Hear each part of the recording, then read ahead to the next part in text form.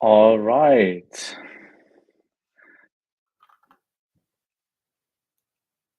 So I think we have managed now all technical difficulties.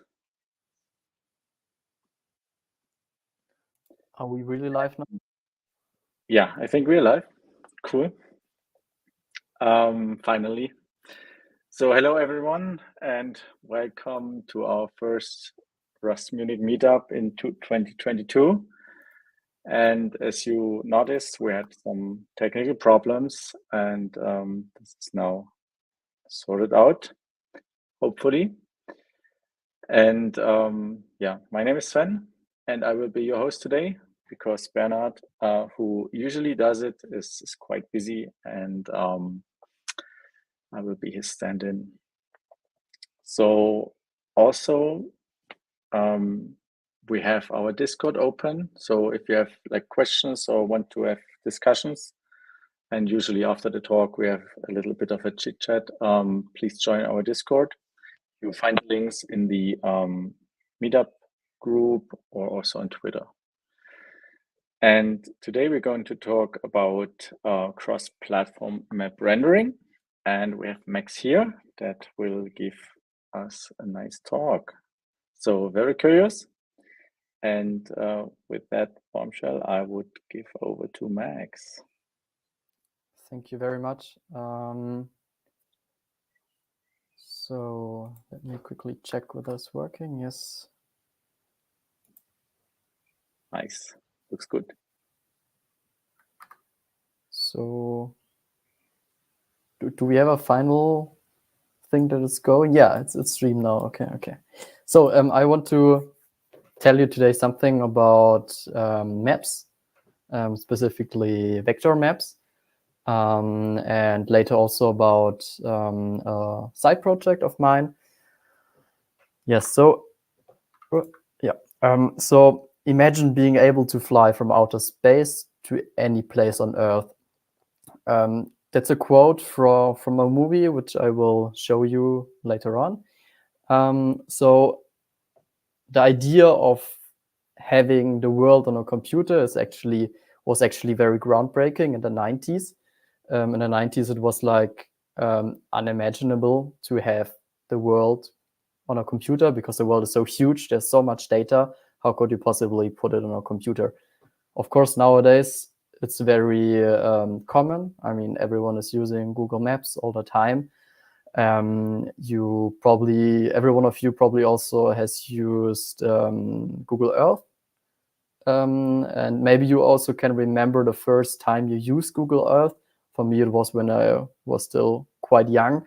And Google Earth also had some flight simulator in it. And for me, it was very cool to just fly over the world and go to places which I will probably never experience.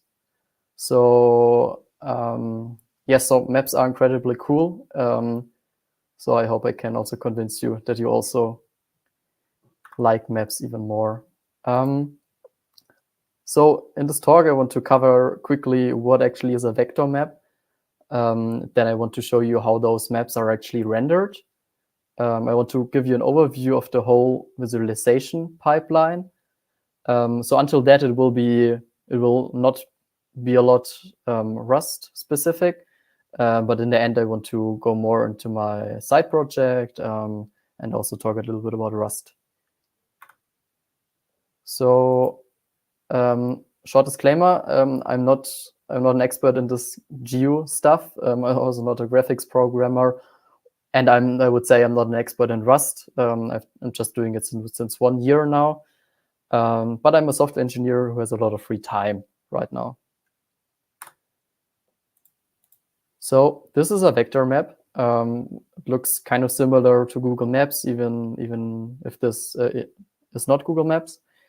And the cool thing about these maps is that they're actually rendered on the client. So you have the full power on the client side. So application developer, app developers can choose the styling of this map. And if they don't like the styling, they can just change it. And if you're now creating some navigation system and your customers are driving in the night, you can also just enable night mode. And all of this is happening on a client. You don't need any different data on servers or anything. And this is actually the difference to raster maps, which you can see on the next image. And it's bad quality to highlight one point.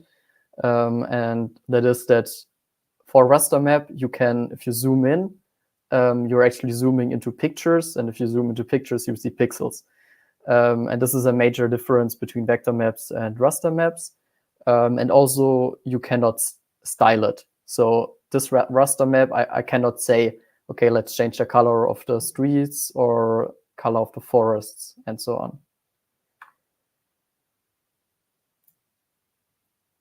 So we just saw some vector maps, which are rendered using state-of-the-art vector renderers.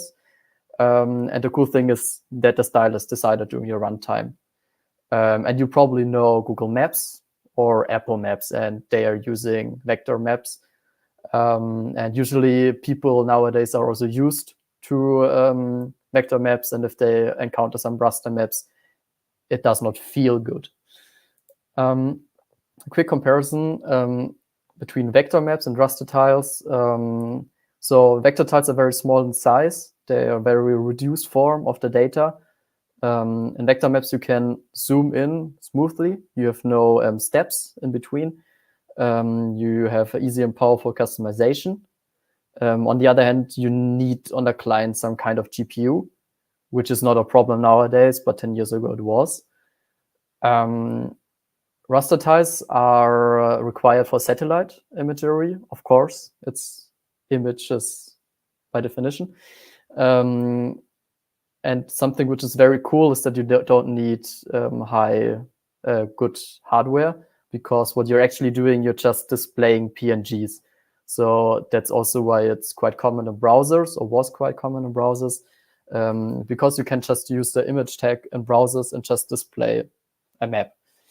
The bad thing is, especially for mobile users, is that each tile is a little bit bigger compared to a vector map tile. So how does this actually work? The world is huge, so we somehow have to split it and only show the currently relevant data. This is done by splitting the world into small tiles. Each tile here has some coordinate, which is here Z, X, and Y. And each tile has such a coordinate. And that way, we can just load the data which we actually want to see. We don't need to download the whole world to just show Paris. Here I want to show you how this is done. So basically what we have is a huge data set. I think you cannot see my mouse, but yeah, on the left, we have a huge data set, which is the world. We just have longitude, latitude data. Where's your house? Where's the street? And this data, which is spherical data, somehow needs to be projected onto a 2D surface. And mathematically, it's impossible to do this without some kind of distortion. So that's why there are different ways to project this sphere onto a 2D surface. The one which is commonly used is Web Mercator. That was defined or introduced by Google when they worked on Google Maps. And out of this data, which is like a lot of data, we are generating small tiles. And each tile has a different level of detail. So at zoom level 0, you can see the whole world, a very simplified representation of the world. So you're basically reducing the whole world to 20 kilobytes. At this zoom level, we only have a single tile, which you can see at the top in the pyramid. And which with bigger zoom levels, you get more and more detail. Until you have like 2 to the power of 15 times 2 to the power of 15 tiles at zoom level 15. So it grows exponentially. And this kind of pyramid you have to navigate through if you're writing a renderer, which is based on tiles. Like mentioned, there are different kinds of tiles. I want to focus on the middle one here, on the vector maps. There are like these raster maps, which you already saw, which are just a rasterized version of the vector tiles, and there's satellite imagery. But what actually is a vector tile? So basically, a vector tile is a collection of features which can be separated into multiple layers, which are just sets of features. But one feature contains one geometry, which is either a line, a polygon, or some point with some text. And you can see the two representations here. So here's on the left, we have a polygon with a hole, and on the right, a line string, so a combination of multiple lines. And those are basically the primitives out of which a vector tile is, or vector map is built. And this representation is more or less lossless. So you're just encoding geometric objects in vector tiles. If you're familiar with SVG, then you can also think of it like one vector tile is one huge SVG path. And this idea is actually used when encoding vector tiles. So here I want to go quickly over the encoding of a vector tile.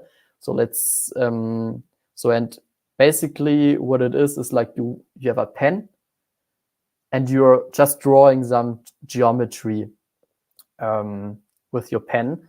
In this case, you have a 10 by 10 matrix, a 10 by 10 grid, and we will draw now a geometry. So in the first step, we say, let's move the pen to coordinate 1, 2. So we move in X direction 1 and in Y direction 2. The center or the origin of the coordinate system is always in the top left corner. And from this point, we now can draw relatively lines. So we just say, let's go 3 to the right, 1 up, and draw a line to this point.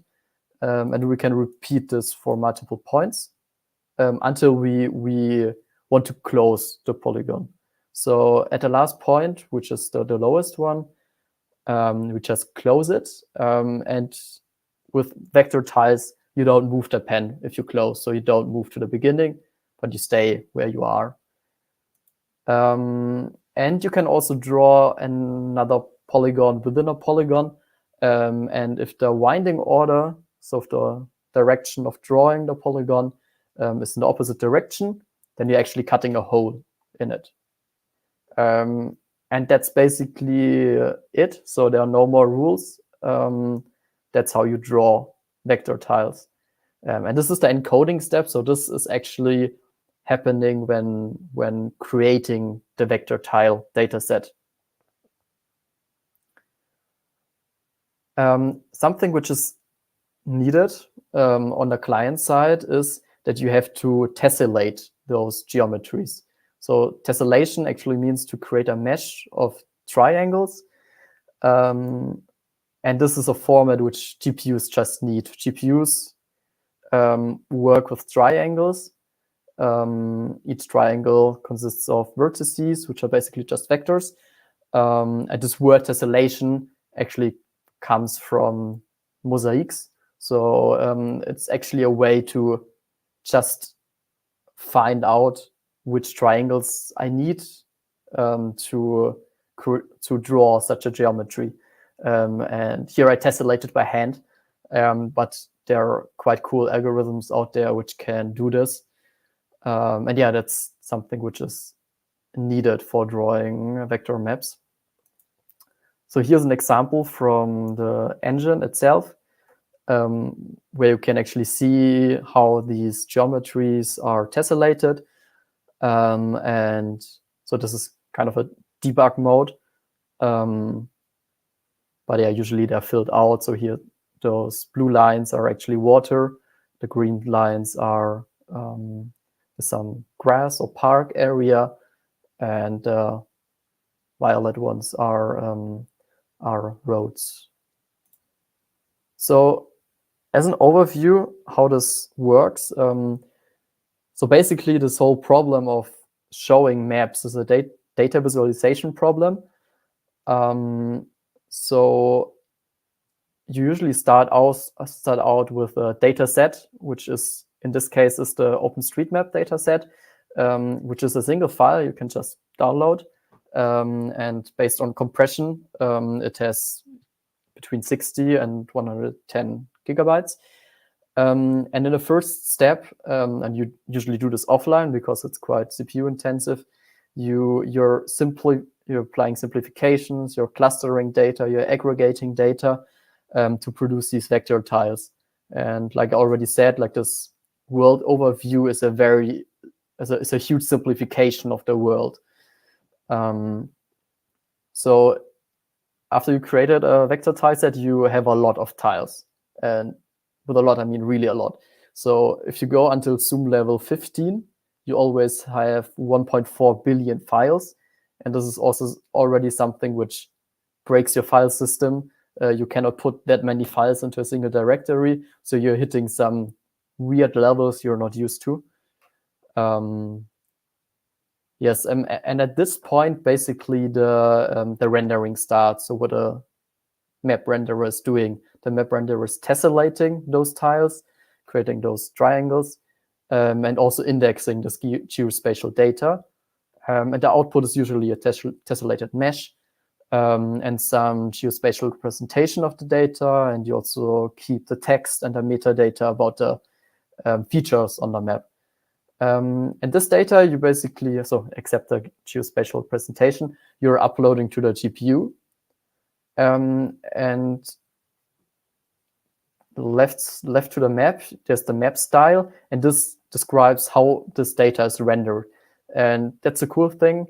You don't have to change the data to change the styling. So there are these two inputs to the map, basically. And another cool thing about this architecture is that you can have multiple data sources. So you can generate multiple vector tile sets.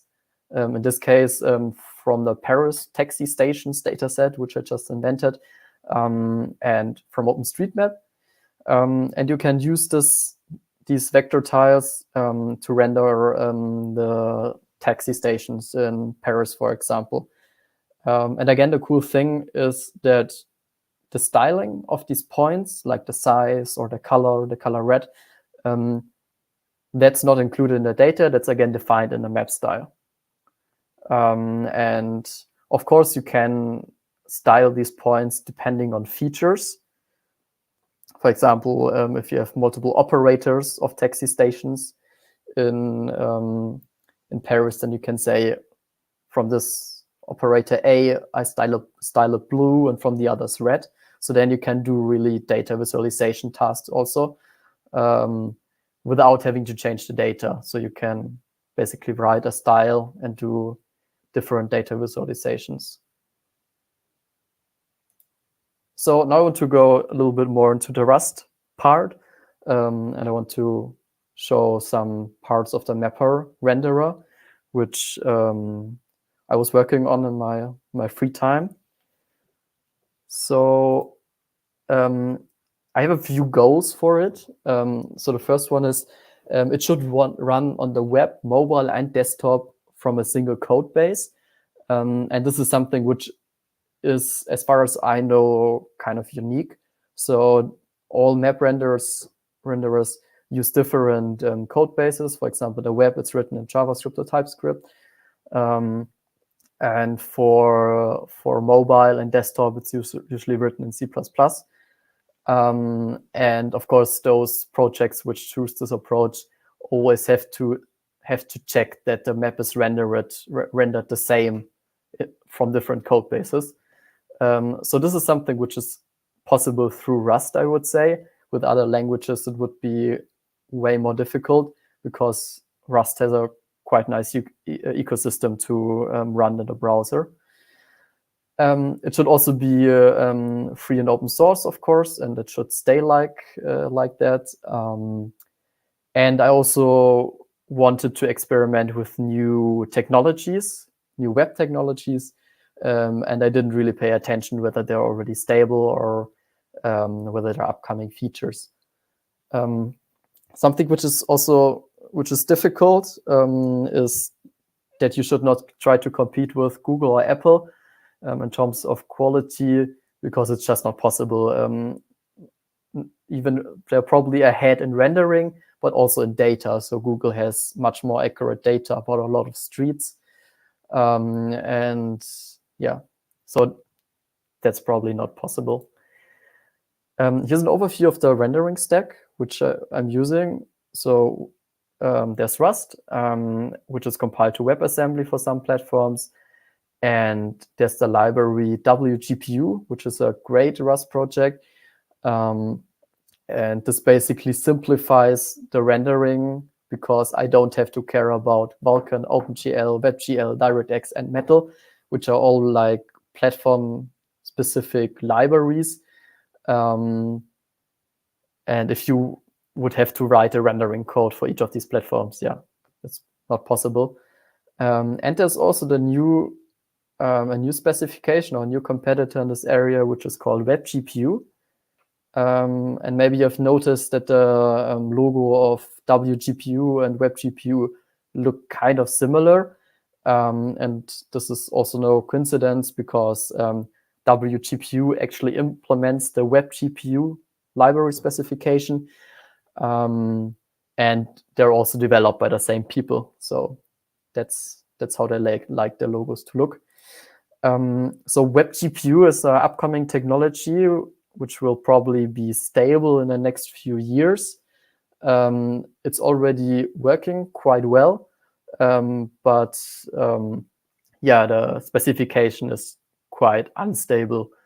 The specification has the goal to be platform independent, so you can write against the specification, your rendering code, and it will run in a browser, but you can also run it on a smartphone which only supports OpenGL, or you can run it with Vulkan or DirectX, or on iOS and macOS with the Metal rendering stuff. So something which I hope which will be possible is multi-threaded rendering. So you can upload data from multiple threads to the GPU. I think it's not planned, but I think that would be cool. And the good thing is there are plenty of implementations already available for this web GPU specification. There's one in Chrome, which is developed by Google. WGPU will be used in Firefox. And I think there's also one in Safari, which is, I think, the least productive right now. On the bottom here is an overview of the architecture. So there's the application mapr, which works with the web GPU specification, and WGPU just takes care of all these rendering backends. And the cool thing is, if you're running WGPU in a browser which supports web GPU, then WGPU is just passing the commands through to the underlying web GPU renderer. And in case of Firefox, again, yes, then again, there's web GPU, WGPU, I mean. So WGPU is calling WGPU until it finally reaches Vulkan or OpenGL. So it's like, could do an infinite recursion here. So one important thing in mapr is the multi-threading support, which should be cross-platform. Previously, I talked a little bit about this tessellation, which is quite CPU intensive, and you absolutely have to do this in a separate thread. So something like web workers is an absolute, you need this feature in browsers. And what mapr is doing, it's actually abstracting this away, that you have web workers or you have plain POSIX threads on Linux or Windows. And in mapr, you have the same API available, so you can just, so even if there are no threads, it still feels like threads, even in the browser, because there's shared memory, and you can use the Rust standard synchronization libraries. So you can use mutexes, you can use arcs, you can even use those multiple producer single consumer channels. So yeah, it's very convenient nowadays that you have these shared memory capabilities. And this is also very cool in Rust, that it has kind of support for this. So it's a little bit hidden, and a nightly only feature, of course. But you can compile your WebAssembly with atomic instructions, which work in all major browsers. And you have access to shared memory. This means you can share memory between several web workers, and you can use the synchronization primitives of Rust to just write code like you would normally. And without the shared memory, programming multi-threaded code in browsers is actually quite a pain, because you would not really have a kind of multi-threading. It would more be like a multi-processing. So you can send messages between web workers, but with the shared memory, it just feels like threads. It's not actually threads, but it feels like threads. Some other benefits from the Rust ecosystem. There's a project which focuses on this tessellation, which is called Lion or Lion. I think the developer is French. And there's WENet, which handles mouse and touch input across all these platforms we're supporting. And there are very cool crates available which handle geospatial data from the GeoRust project. Because this is a like rendering project, you also need some math-related crates. So there's, for example, GLAM or CG Math. Some of them also support single instruction multiple data, even in WebAssembly, if the browser, of course, supports it. And those Tokyo probably know.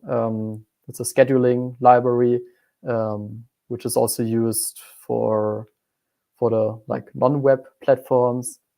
There's requests to do HTTP requests and handle caching. And one very cool project is also Wasm BindGAN, which handles all the communication between Rust and JavaScript in a browser. And it's quite difficult to work with because there's not that much good documentation. But if you dig deep enough, then you find a lot of examples. And yeah, it's a very valuable project. And I think if one of those libraries would have been missing before I started, this would not have been easily possible, or not possible at all. So I also plan to create something which could be like side artifacts of mapr. So I plan on releasing some kind of thread pool library, which uses web workers under the hood, but is like transparent, so you don't have to worry about all this nasty web stuff. I'm also working on some tools for handling MB tiles databases. Those are basically containers for tiles, for vector tiles, because like I said, you don't want to have 1.4 billion files on your file system. And I'm also doing some blog posts related to Web GPU, because there's still not a lot of documentation available. Even the spec has like 20 or 30 to-dos in it. I also plan some contributions to GeoRust. And one of the most difficult problems, which probably have to be solved in this project, will be to have some state-of-the-art solution to render text, especially in the browser. And this is a very hard problem. And I think there's no solution right now which could just work out of the box. And I think this is a very interesting problem. So yeah, the state of the project is that the rendering engine works, but it's very bare bones. The proof of concept is basically done on all platforms. and it runs at 60 FPS in debug mode, which is very important because if it does not have 60 FPS in debug mode, then it won't have in a browser. And to keep this cross-platform approach, I also have some continuous integration. So I'm always building for all of these platforms, so nothing breaks. This is a screenshot, which is not that pretty out of the rendering engine. It just shows it works. You can go through the world. But yeah, it does not look pretty. That's because text and font rendering is missing. That's also an interesting problem because you have to support all languages because you show all countries. So you have to support almost all writing systems. And text is something which is very important on maps, actually, because if you look at a map without text, you don't get a lot of information out of it. And yeah, the rendering engine needs more features like proper outlines around geometries. Transparency is not yet supported, and per features styling, so you can have one taxi operator blue and the other one red. And something which is missing is open sourcing it. It's already free and open source software. Maybe, yeah, so it's already licensed under MIT and Apache, but just the repository is not yet public because I just want to show, I only want to show it if it looks like nice. But anyone who's interested can easily get access. And something which is missing is a logo. So I really like logos, actually. And there's some future work I have in mind, which goes like beyond what's currently state of the art. I think that Google is doing this. If you look at the screenshot on the right, you can see that they're like a very smooth circles. And I'm not sure if this is like just a super high resolution polygon or whether it's actually a circle or some Bezier curve. So I think if you pre-process maybe the data differently or have more accurate data, then you could also render it quite differently and more beautiful. Of course, it's difficult to get the data, but maybe it's also possible to just turn some parts of the data into actual curves instead of just triangles and polygons. And something which is also maybe lacking nowadays is still accessibility. I think if you have some kind of impaired vision, it's very difficult to use maps nowadays. I think even Google Maps is not really usable if you have an impaired vision. And there's some projects out there which already experimented, like some scientific papers which try to tackle this problem. But especially in the open source area, there's like not a real solution to this problem. So last but not least, a movie recommendation for everyone who hasn't seen it yet. $1 Billion Code is about some German guys who actually invented the idea of rendering the whole world and exploring the whole world 10 years before Google did it. That's why they sued Google.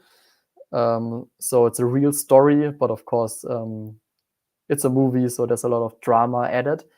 But it's very cool also from a technical perspective because the technical problems they have are real, and the technical terms they're using are in fact correct. So that's a quite cool series. Yeah, so thank you all for listening. You can reach us in our Matrix channel. You can also try it out right now if you go on one of the links below. If you run Firefox nightly, you can even run the WebGPU version, as you have to stick to WebGL. And just message me for early access Git. I think as soon as it's like runnable and a little bit more tested, I will also just make the repository public. So yeah, thank you for your time. Thank you, Max, for the interesting talk. And I think we got some questions, so I will just try to read them out. So the first one was from Nurik, if I pronounced it correctly. And he was asking about how does this differ or is similar to mapr? So not a lot, I have to say. So it's a similar approach. It's basically the same approach. So for those who don't know mapr, it's actually a fork from a commercial product, which is called Mapbox. And what Mapbox did basically is a little bit break the ecosystem with this fork, because only mapr is truly open source now, and Mapbox is diverging from this. What Mapbox did is actually quite cool because they invented most of the stuff I talked about. So they kind of raised this ecosystem. I would say it does not differ a lot, except that it's written in Rust, and it's not C++ and JavaScript. Yeah, but of course, it's easier. I would say it's easier to add features to a new project than to add features to some legacy project like mapr. I would say it's just more fun, and all of this is just a fun project. I have to say, like, there's no commercial interest or anything. It's just a side project, and I was interested in doing some rendering and learning more Rust. So it's basically a learning project. All right. Yeah. Thank you. Then also from Discord, Ohun was asking about if mapr is available on GitHub, but I think you mentioned it already, that it's there, but not yet open or public. So, right, I guess this will come, as you said. Then the next one, also from Ohun, was he was asking about how resource intensive is it to work with map rendering in Rust, especially considering the size of the map data and the long compile times of Rust projects. Any experience? Somebody already said like that there's like 70 gigabytes of OSM data, but like I said, this data is like reduced and split up into a lot of tiles. So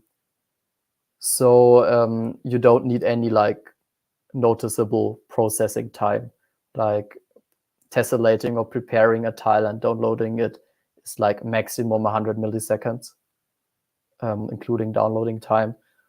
So it's not very intensive in that way.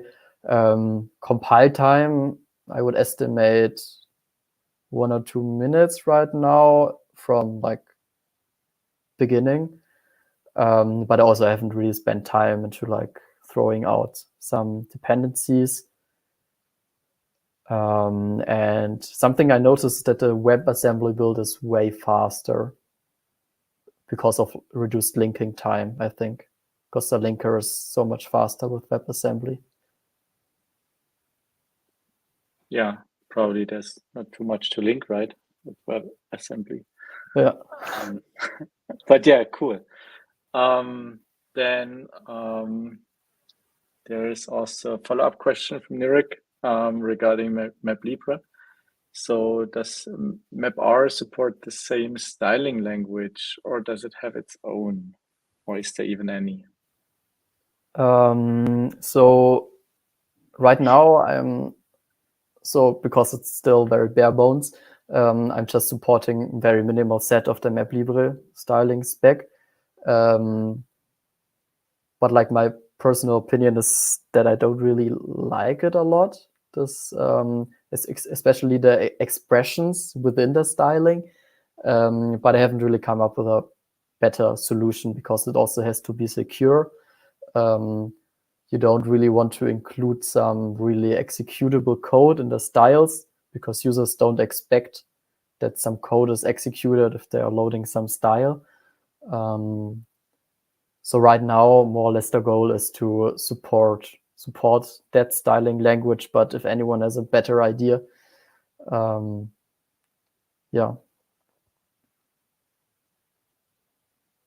Okay, thank you.